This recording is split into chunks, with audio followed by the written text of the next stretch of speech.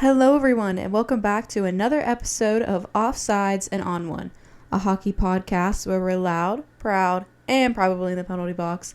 I'm your host, Devin Moore, and we have a lot to talk about this week, so let's go ahead and get right into it. Okay, so before we actually get started, I want to address a few things about this episode. It's probably going to be a little all over the place. I know I said that last week too, but it's true. This is just a crazy time of year. I've been really busy the past few days. I just got home for Christmas break a few days ago. I've really only been home one full day because I was in Pittsburgh, and then I was super busy on Sunday with something, and I was really busy all day yesterday with something, and I'll tell you what that something is later. But yeah, I've been really busy, but there's been a lot of things happening in the league this week, and I want to share it with everybody because I like to yap, and that's why I have a podcast. But anyway, there's a few main sections in this week's episode. I've really based it just on like general things. We have a few things that stuck from last week, but this week we're going to be discussing some jerseys, some big injuries, some big trades, internet shenanigans again, and then we're going to go into the standings, what I've been up to this weekend, and of course the winners and losers and bag of hockey cards. So yeah, let's go ahead and get right into it because there's probably going to be a big crash out at the end of this episode, and you guys are going to want to be here for that, trust me. Alright, so into the real news of the episode. I want to first start out with some jerseys because last week the jerseys for the 2026 Stadium Series were revealed, and these had very mixed reviews online. Personally, my opinion, I like the Lightning jerseys. I really like that baby blue. That's one of my favorite colors. So maybe that's why I like it. It does look like a high school hockey team jersey. I'm not going to lie to you. But I think it's pretty good. And those Bruin jerseys, no. Absolutely not. I think they're horrible. They're not even gold. They're like bright yellow. That's not their color. Like they're gold. But those jerseys are like bright Crayola crayon yellow. And they're just ugly. They look like, I saw a tweet, and I won't be able to put it up because I don't remember it and I didn't save it or anything. But it said that like those jerseys look like if somebody was making an unlicensed hockey movie about the Bruins, that those are the jerseys they would use, because they're like, the yellow's not right, they just got the bear, like they're just ugly. Those Bruins jerseys are ugly. Sorry, I think they're ugly.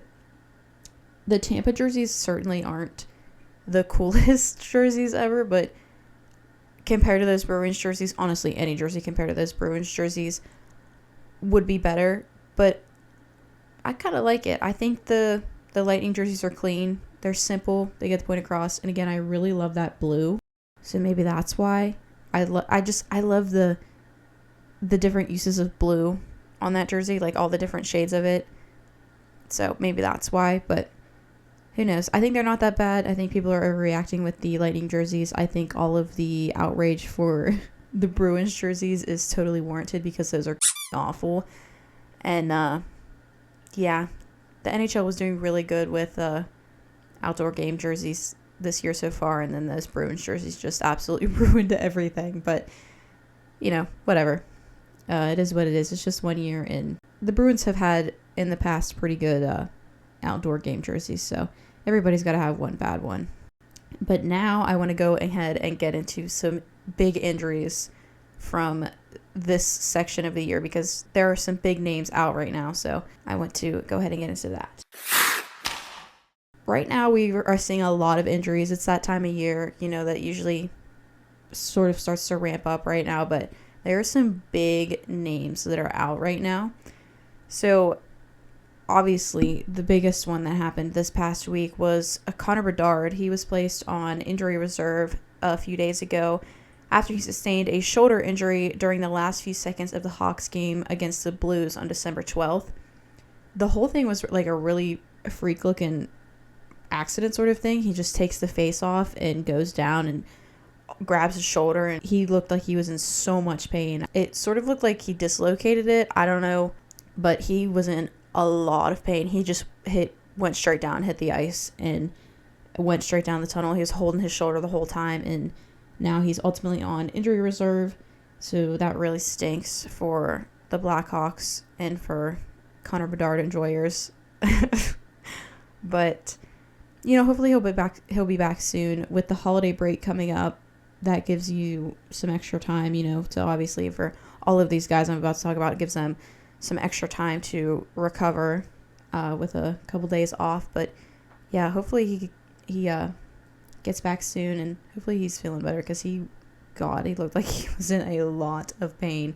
So this happened right after last week, when I talked about the Penguins being the greatest thing in the world. And obviously I don't want to talk about it. I know what happened this past week in Penguins hockey. But after I said all that, Evgeny Malkin went week to week with an undisclosed upper body injury, unfortunately enough. And he's not on injury reserve or anything. He's just week to week. So, but they still haven't said what's wrong with him. Just upper body. So who knows? And the Penguins have been 0-1-4 since Malkin has gotten injured, and frankly, I'm sick of it. Please, these people don't know how to play hockey while you're gone, and I've had enough.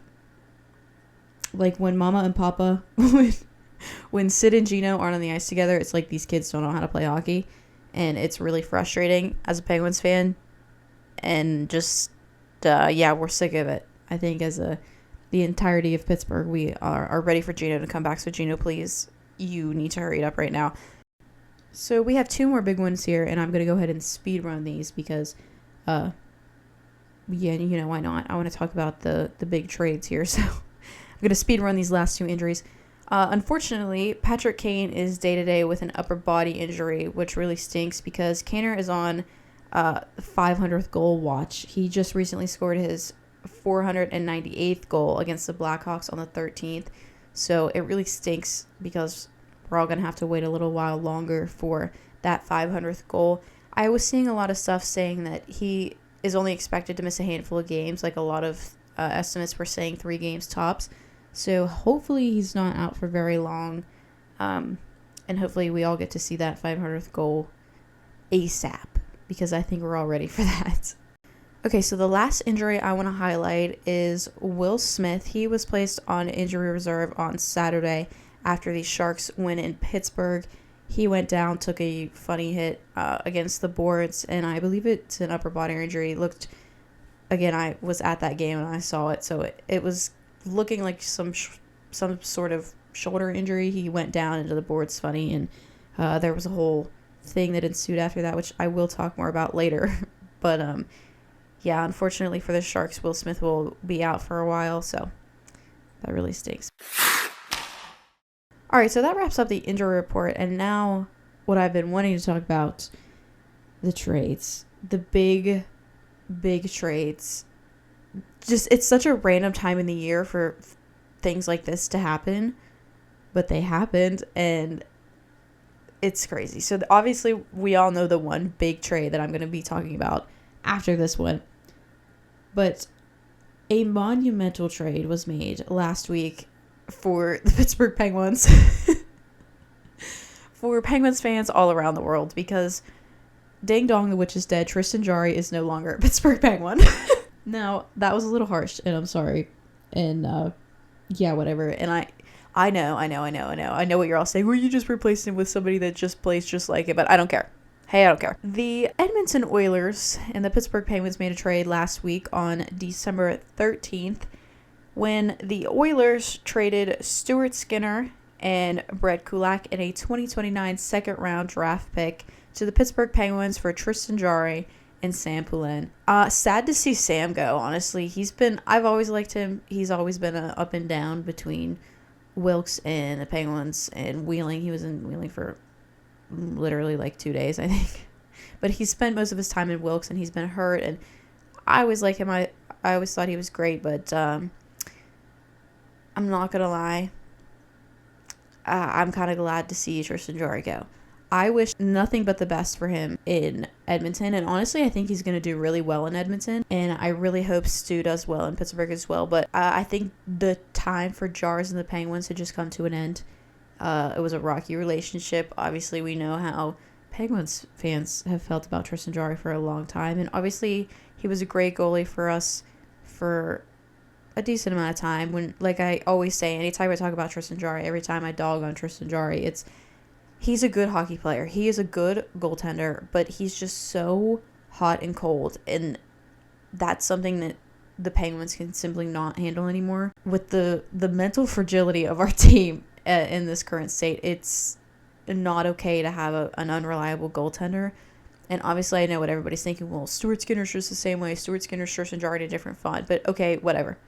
It's a new face. It's a new name. Penguins fans need to change up. I hope Stu does great. And I think the way that I've felt about this situation is that I personally think that both of those goalies needed to get out of where they were because it was just rough for them. I think Stu certainly needed to get out of Edmonton. Obviously, he's had a rough season. And I think Jars needed to get out of Pittsburgh, especially after last season, because God, did he have a rough season last season. And Penguins fans just haven't felt the same about him for a long time since that 2021-2022 playoff mishap. And you all know what I'm talking about. The last time the Pittsburgh Penguins had any sort of semblance of a chance to do anything, and it was absolutely ruined because of Tristan Jarry single-handedly there. But in triple overtime, by the way. Anyway, I'm not so mad about that. I don't know what you're talking about. But yeah, like I was saying, I think both goalies needed a change of scenery to do better and be successful. So hopefully Jars does good in Edmonton, and Stu, I'm leaning on you, buddy. I'm leaning on you. I saw when I was at the game on Saturday, there was a girl up against the glass for warm-ups. She had a Jarry jersey, and she had taped over the nameplate and wrote Skinner on some duct tape, and I thought that was funny. But I think Penguins fans are excited for Stu. I think Oilers fans are somewhat excited for Jars. From what I've seen, they're excited for Jars. But yeah, I think everybody needed to change the scenery there, and I think this was a good trade. I think this was a really, really good trade by Kyle Dubas. If you think about it, Tristan Jarry was on waivers not that long ago, and he could have gone for nothing. The Penguins didn't retain any of his god-awful contract because it was god-awful and it was really strapping us down with cap. So I think it's incredible that this was able to be pulled off and that it was the perfect time to deal him because he's been playing well and he had some trade value, and we go ahead and get another goaltender who isn't bad by any means. He's just having a rough patch.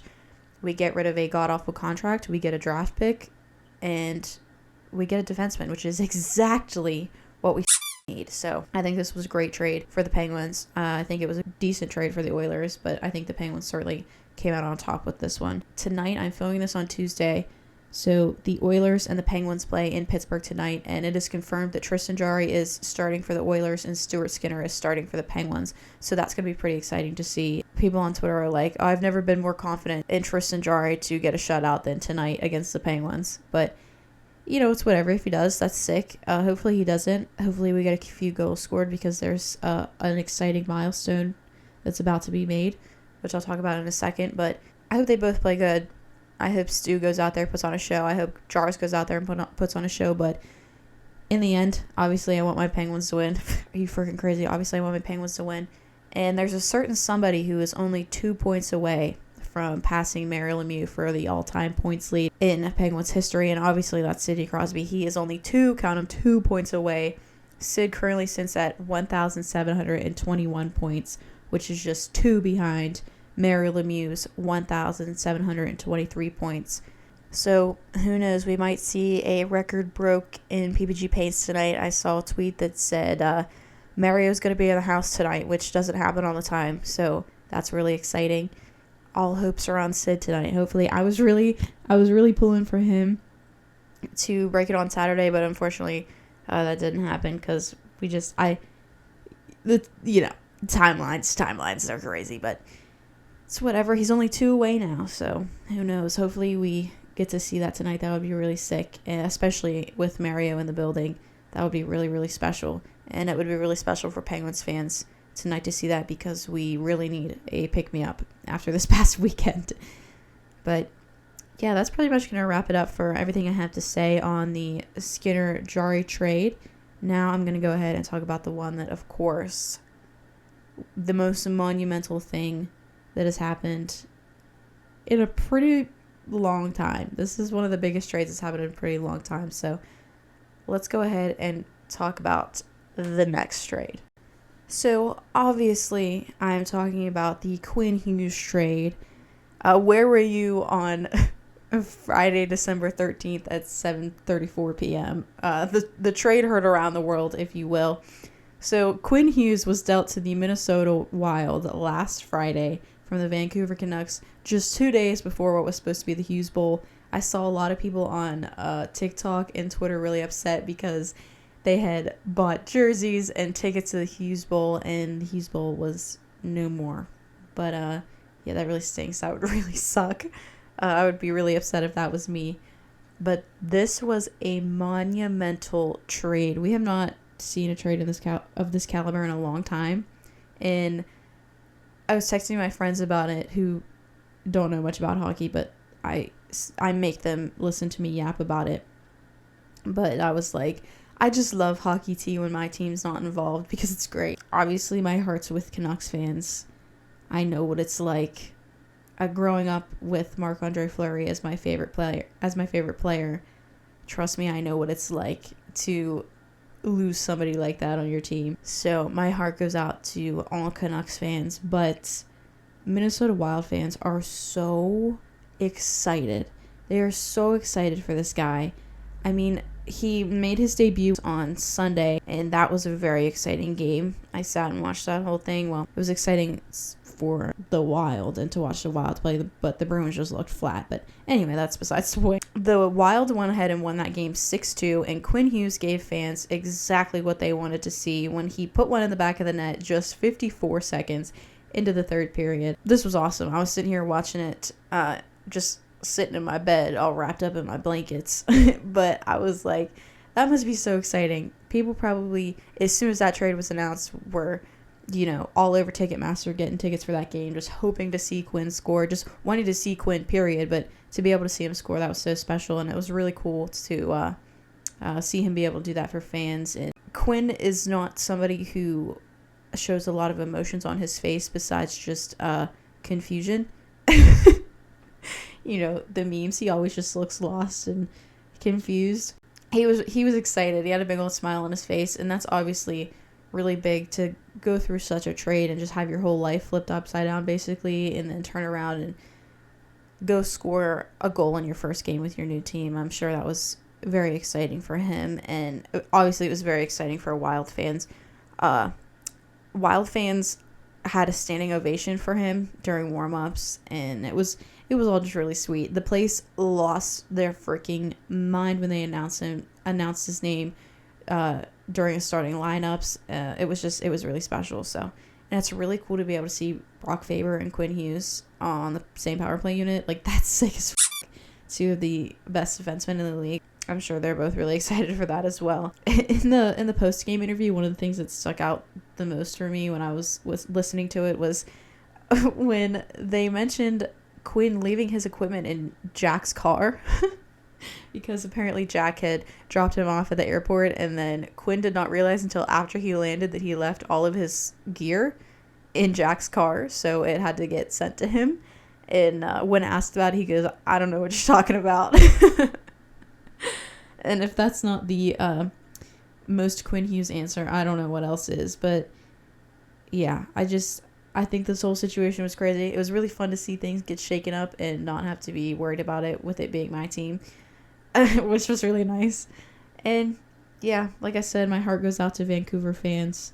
That really stinks to lose your captain like that, but things happen, and that's what happens when Jim Rutherford is your general manager. Yeah. Oh boy. Yeah, if you know me personally, you know how I feel about Jim Rutherford, and I think you know how a lot of Penguins fans feel about Jim Rutherford, especially Marc-Andre Fleury fans. how they feel about him. So, but I wish nothing but the best for Quinn in Minnesota. For Vancouver fans, I hope you all get better soon. And hopefully you guys go to the playoffs, do well in the playoffs, and this doesn't sting as bad. I for sure thought he was going to Jersey. There's still obviously rumors that he's just going to go play in Minnesota for a year. The Wild are all in on a cup run. They want to go win a Stanley Cup, and then if they don't, Quinn's going to sign in New Jersey, whatever, blah, blah, blah, blah, blah. But for right now, Quinn Hughes is a Minnesota Wild, and that's crazy. That is crazy. It's still kind of hard to believe. But yeah, it's really cool. It's really cool to see that. And I know I can say that as somebody who's not a Canucks fan, and I know Canucks fans are probably, it's not cool at all. But as somebody who's not a Canucks fan, it's cool. So this isn't a trade, but I think it kind of falls in the same category. Yesterday, on December 15th, the Buffalo Sabres fired general manager Kevin Adams due to the team's underperformance and obvious playoff drought. And they went ahead and promoted former Columbus Blue Jackets general manager and assistant general manager to the Buffalo Sabres, Jarmo Kekalainen, to the general manager role. I think this is a good move for the Sabres. Obviously, they've had a rough time with everything, and I think it'll be good for them. I think it'll be good to shake some things around. If anything else were to happen in the Sabres organization, I feel like it would be a coaching change, but that's not something that's like a super immediate necessary need, but I feel like this general manager change up was a certain necessary need. So hopefully things start to turn around for them in Buffalo, because I know Sabres fans are sick of it. That's going to wrap up the trade portion of the show. Now I'm going to go ahead and get into some internet shenanigans. So this is a little something I saw on the internet that I thought was funny, because the only time that I want Philadelphia sports fans to throw batteries at anybody, Santa Claus, their football team, their hockey team, anybody, the only time I actually wanted them to throw batteries at somebody, they didn't and they couldn't. And yes, I'm talking about the Golden Knights Flyers game when they met in Philadelphia, because I saw this tweet that was reported from Emily Kaplan from ESPN that both the Flyers and the Golden Knights agreed to increase security behind Carter Hart on the bench, because obviously he's a scumbag and Philly fans don't play. So it was believed that things were probably going to go a little sideways if things weren't bumped up security-wise in Philly with Carter Hart. I do want to go ahead and give a round of applause to the Flyers here and to Philly fans, and this is monumental. This never happens, and it probably won't happen again, but here I am. I just want to thank them, because there was no tribute video to Carter Hart. There was no standing ovation. Nobody clapped for him. People were heckling him, yelling at him. Unfortunately, no things were thrown because of the increased security. Unfortunately, I was very pleasantly surprised with everything there with that situation. Of course, like the cowards they are, Carter Hart did not speak to the media. The Vegas Golden Knights did not make him available to the media. I think that's embarrassing. And again, I appreciate Philly, and I don't do this a lot. As a Pittsburgh sports fan, I don't give Philly their flowers very often, but today it's happening. And last time I did this, it went sideways. But this isn't about a player; it's about a people. This is to my people of Philadelphia. They don't play, and the Vegas Golden Knights knew that, and the Philly sports media does not play. And if they would have put Carter Hart on that stand in front of the media of Philadelphia, things would have went absolutely wild, and it would have been incredible. And it's something that I'm still mourning that we weren't able to see. But it would have been so great, and I really wish, honestly, that Hart would have started this game, because the booze would have been so good. It would have done my heart so good. And like I said, they wouldn't have messed around. I mean, Philly fans throw beer cans at their own freaking hockey team.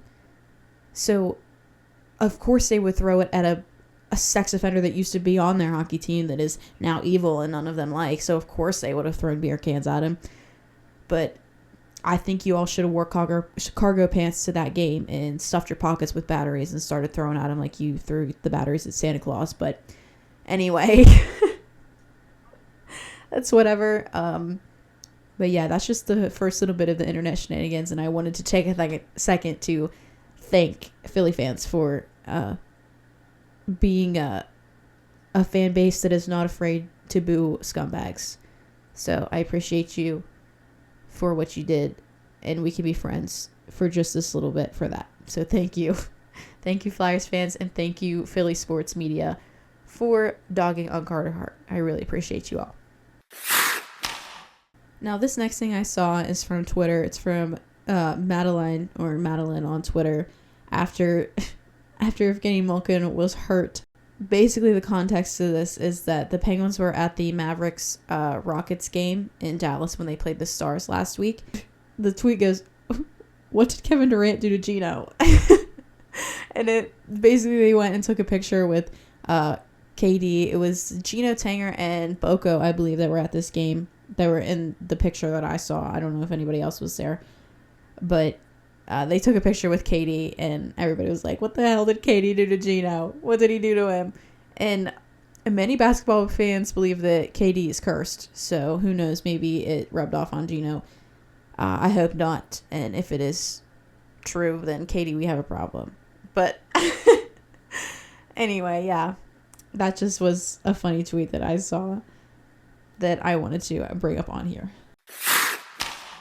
Okay, so like I said earlier with Quinn Hughes just always looking confused or upset, that fits perfectly into this tweet. And a lot of people were wondering, will the Ghosts follow Quinn Hughes to Minnesota? Just like what this tweet has to say. So this tweet is from Haley Bow on Twitter, and it says, will Quinn be bringing the Ghosts with him to Minnesota, or are they Canadian citizens? I thought this was hilarious because so many people were like, oh my god, is he still gonna see ghosts in Minnesota, or is it gonna is he gonna be healed? Like, is his sixth sense gonna go away, and is he gonna quit looking like that? But no, he did not, because this picture is proof. This was after Quinn scored his goal, so the Ghosts still have not left him. They have followed him to Minnesota, and honestly, that's the best news I've heard all day. So if anybody was worried like me that Quinn would quit seeing ghosts, we were proven wrong, because he's still seeing them on the bench. He's seeing them all over. So yeah, that's gonna pretty much wrap it up for internet shenanigans today. And now I'm gonna go ahead and quickly go into the standings before I have a total crash out. All right, so to quickly get through the standings. First up in the Atlantic, we have the Lightning still leading with 39 points. In the Metro, we have the Hurricanes leading with 44 points. In the Central, we have the Avalanche leading with 53 points. And then in the Pacific, unfortunately, the Vegas Golden Knights lead with 41 points. And then, what else is new? The Colorado Avalanche lead the league with 53 points. That is just absolutely ridiculous. Nathan MacKinnon, you're not real. I say that on this podcast literally every week. Nathan MacKinnon is a cheat code. Truthfully, he is a cheat code. So that wraps up the standings. And now I'm going to get into something that is going to be long and annoying and a total crash out. So stick with me here, folks. All right. So as I mentioned earlier, I went to a Penguins game this weekend. If you follow me on TikTok, you also know this. This weekend on December 13th, I, with my cousins and my uncle, went to Pittsburgh to go see the Penguins play the Sharks. And if you watched that game, you already know what happened. But, it's whatever. So, basically, once a year, we go ahead and take a trip up to Pittsburgh to go, all in on a Penguins game. I usually go to a couple games a year, but this is, the game where we get tickets close up, close to the glass, and we stay up there at the hotel next to the arena, and that's what this weekend was. And I was so excited. It was so cool. We were 3 rows up from the glass, and when we walked in, well, it was Crosby bobblehead night. First off, we got there early enough to get our Crosby bobbleheads. We were all hype. Then we went ahead, got something to eat. I paid $22 for chicken tenders. They were really good, but $22 for chicken tenders is absolutely diabolical, and $8 for a bottle of Coke. That's besides the point. If you want to hear me freak out about that, go check out my TikTok. It's linked in the description. But yeah, that was certainly something. $22 chicken tenders. So got our bobbleheads, got something to eat. Then we made our way to our seats, 3 rows up from the glass, and we were on the side of the Sharks warm-ups. And I want to tell you all something that has altered my brain chemistry to this day. It was only 3 days ago, but I am a changed person. I have been changed for good. I have been changed for good because as we were walking down, Macklin Celebrini, I'm not kidding, was maybe 8 feet from me. Literally 8 feet in front of me, Macklin Celebrini was right there. And if you're wondering, he is just as gorgeous in person. He is even more gorgeous in person, if I'm being honest. I was shell-shocked. I was shell-shocked. Oh my God. If you don't know, Macklin Celebrini, I have a big fat crush on Macklin Celebrini. I can't help it. Like, I can only do so much. And he was right in front of me, and he is absolutely gorgeous. And I was so excited. And I regret saying this now, but I literally said before the game, I wanted to see him score. Again, regret saying that now. But I think really where it all went wrong.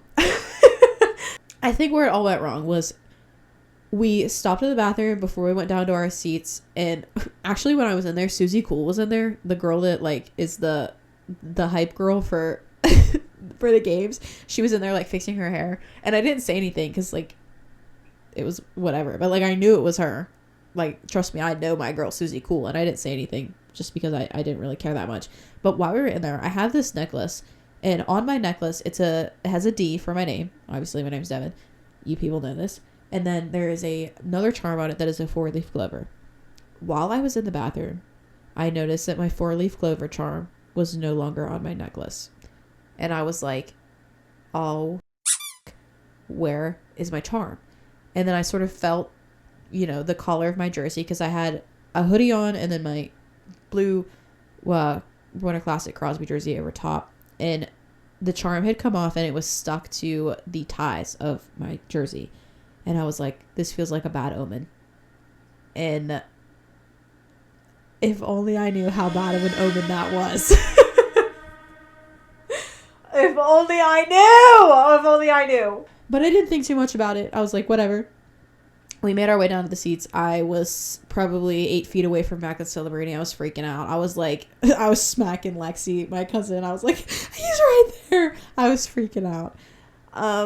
The game starts. The Penguins go up. And they are up 5-1. Tyler Toffoli opened the scoring. He scored first for the Sharks. And then Sid scored. Rutger McGorty scored.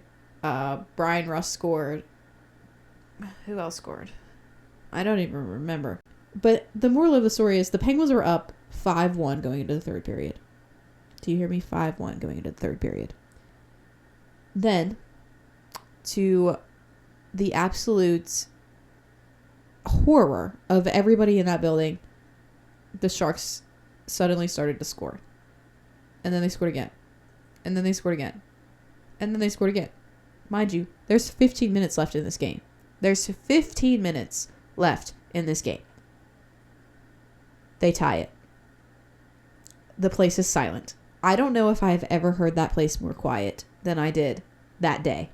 It was ridiculous. It was unbelievably quiet. You could have heard a pin drop. They tied the game. We go into overtime, and at this point, I think everybody realizes what's going on because we know the Penguins can't win a game in overtime. We know the Penguins can't win a game in a shootout. But it was whatever. I think everybody in there was having a good time. I was certainly having a good time. My whole crew was having a good time. And we were just happy to be there. We were so close. It was people. I'm going to put up some pictures of the videos and pictures that I took of the game. We were so close. And no matter, we could have lost by 8 and I wouldn't have cared. It hit me after the game, but just being in the game, being that close. I'm like literally Macklin Celebrini and Sidney Crosby faced off not even 8 feet in front of me. Like I could have reached out and touched them. It was so sick. And that's all that matters about this game for me. And I know people that weren't at the game aren't going to give a fuck. But, like, I got my Crosby bobblehead. I got to see Macklin celebrating. I got to see Sidney Crosby and Macklin celebrating face off right in front of me. We could have lost by 8. Wouldn't have cared. I had a great time. I was hanging out with my boys. I was with my cousins and my uncle. We had a great time. And it doesn't matter. But it was an absolute abysmal third period performance from the Pittsburgh Penguins. And it was just ridiculous. But they went on to lose the game in overtime. It was 6-5, the final score. And, you know, it's whatever. Like I said, I had a great time no matter what. It was genuinely... my cheeks hurt from at the end of the night from smiling because I was just so excited. It was such a fun time. And then after the game, we went outside and it was snowing. There was snow everywhere. Thankfully, we were staying at the hotel right next to the arena because the roads were really bad.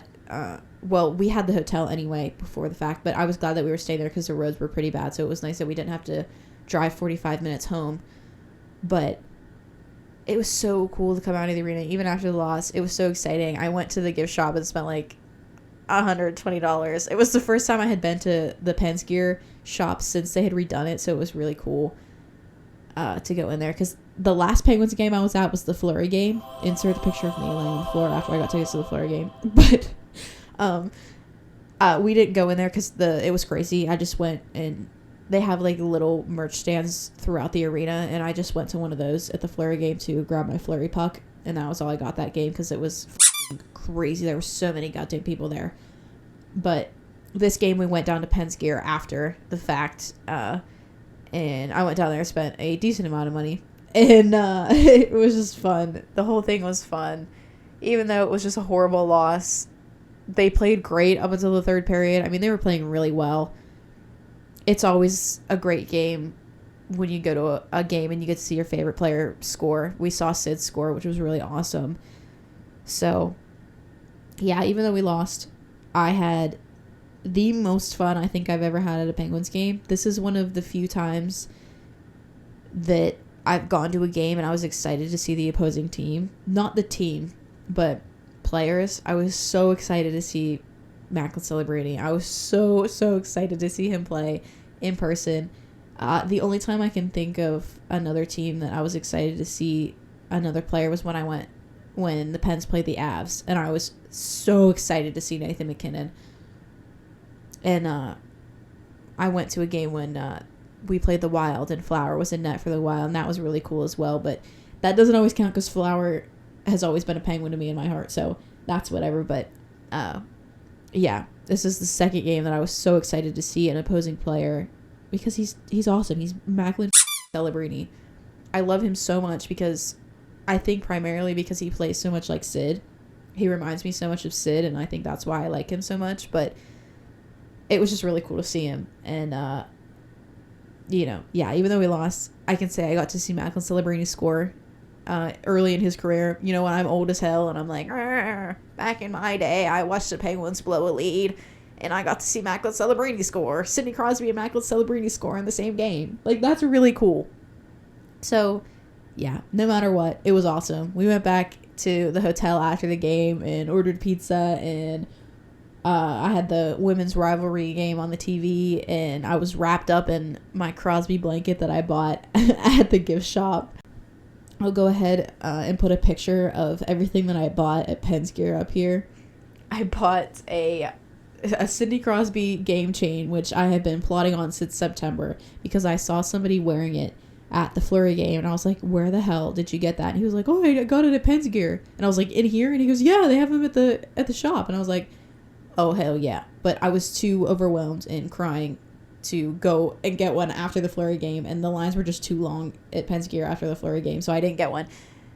But I was like, next Penguins game, and this was the next game, so I have my Sid game chain. I got a Crosby blanket, which I didn't know was a thing. They had them like right when you walk through the door at Pens Gear, and I said, you're coming in with me. And I also got a little mini puck. It's like super itty bitty. It's really cute. It's a Crosby puck.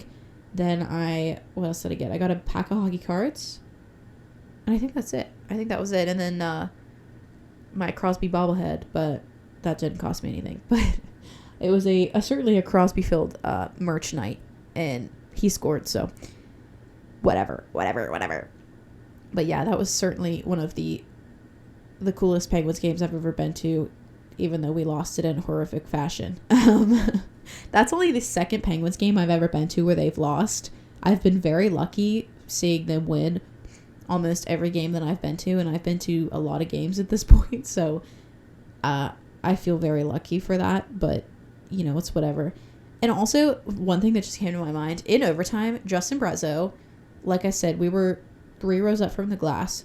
Justin Brezzo was high-sticked right in front of us, and my cousin Kate and I, he was high-sticked, like, we saw it with our eyes right in front of us, literally right in front of us, like 8 feet in front of us, people. And he took a high stick to the mouth, no call. And we were like, what is happening? Like, we both looked at each other at the same time, like, there's no way they're not going to call that, and they never called it, so that was just a little tidbit that came to my mind, because I was like, I saw it with my eyes, you freaking zebras, you damn stripes. Call a call. When somebody gets high stick to the mouth and we all saw it with our own eyes, call it. But it's whatever. It was still definitely one of the best Penguins games I've ever been to, and some of the most fun I've ever had. So shout out to my mom and dad for getting me those tickets. Thanks, guys. And shout out to my uncle and my cousins for letting me tag along. And yeah, it was really cool. I'm also going to put up a picture of the Lemieux statue in the snow, because that was really, really cool to go out there. It was dark, it was snowing, the Lemieux statue had snow all over it. It was so cool, it was so sick. But yeah, it was a really, really fun night, and that was just one day of my very busy weekend. And I'm gonna go ahead next and talk about what else I did this weekend. So after the game on Saturday, we spent the night up in Pittsburgh, and then came home on Sunday. And then later in the afternoon on Sunday, I went and picked up something very special. I welcomed a new friend into the family. I got a kitten. Oh my god, I actually can't believe it. He's in the other room right now. He's sleeping in his crate because he meows a lot, so I put him in there so he didn't make any noise while I was recording. But I got a kitten on Sunday. He's very cute. I'll put lots of pictures up here of him. I've had him for a few days now. His name is Gordy, spelled Gordie, like Gordie Howe. I named him that. That name was on my list of pet names anyway, because I keep a list of pet names, because obviously I do that. Of course I would do that. But I didn't have a name picked out for him for like quite a while. It was like almost a full day, and I kept calling him Mr. And I was like, Mr. Hockey, Gordie Howe. So, and he looks like a Gordy. So his name is Gordy. He's a very sweet boy. Like I said, he's sleeping in the other room right now in his crate. But there were some other options for his name as well. I was thinking about Gino, like Evgeny Malkin, Geno, Gino, and then Timbit was also another option. I was going to name him Timbit and then just call him Timmy or Tim. But Gordy was the winner. And like I said, Gordy because of Gordie Howe, and also Gordon Bombay, Coach Bombay from the Mighty Ducks. But yeah, he's a very sweetheart. He loves Quinn Hughes. The other night, it was Sunday night, the first night I got him. Yeah, we were hanging out and we watched Quinn Hughes' first game with the Wild, and he was pretty much asleep the whole time, and then he woke up for the third period, saw Quinn score. Like, I'm not even kidding, he was watching the TV. I'll put up a video in here of it because it's so cute. And the post game, when Quinn was doing his post game press conference, Gordy was locked in. He was watching it the whole time. So I think Gordy is a fan of Quinn Hughes. He also really loves Cole Caulfield, because I have these little I don't even know what they're called. They're like a brand of. Let me grab one. I have one right here. What does the tag say? Bleacher Creatures is what they're called. They're just like little plushies of NHLers, and I have one of Connor Bedard, Macklin Celebrini, and Cole Caulfield. And he was in his crate the first night I got him, and he was meowing because he's so little, like you can't just let a kitten out all night. So he has a crate that he sleeps in with a blanket and a bed and everything. And I put a couple toys in there, but he just wasn't having it. So I was like, maybe he needs a bigger stuffed animal. So I went ahead and put my Cole Caulfield plushie that I have in there with him, and he went straight to sleep. He went right to sleep. So he loves Cole Caulfield as well. I'll put a picture of him snuggling with the Cole Caulfield plushie, but he loves hockey just like his mom. Of course, I'm going to make him watch hockey. I have not shown him Crosby highlights yet because my iPad has been dead, and I need to charge my iPad so that I can show him some Crosby highlights and Malkin highlights. We were watching TikTok the other day because he literally just sits on me and will just watch TikTok with me. And we were watching a Cooper Flag video came up, and he was locked in. He likes Cooper Flag. He likes Ben Roethlisberger. He watched a couple of Ben Roethlisberger TikToks, and then I explained to him who Big Ben was. Is, but, was for the Steelers. And who else did he like? He likes Luka. He likes Luka Doncic. I think that was pretty much it. But yeah, there was several, and I don't even know why I don't watch a lot of basketball TikToks, but for some reason a lot of Cooper Flag TikToks were coming up on my For You page the other day. It was a lot of dunks and whatever. A couple of Cooper Flag plays that were on my For You page, and Gordy really liked them. So he's also seen some Paul Skeens plays on TikTok as well. So I actually, the other day, I ordered him a Paul Skeens jersey to wear for Christmas.